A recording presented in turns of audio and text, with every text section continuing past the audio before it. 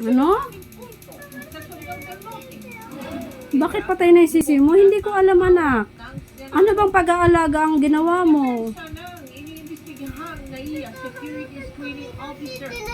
Chocolate at hindi daw niya ang nakuna ng CCTV na isinuho niya. Paano ba para itaas ang parusa sa smuggling at pagmamanipula ng presyo? Sinertipika nga ng Huwag mo nga hawakan, dirty na yan. Hayaan mo na. Matatapon yung tubig sa ano, oh. Hindi na yung magigising, anak. Patay na yan. ang nagpa 50 taon Si Kais...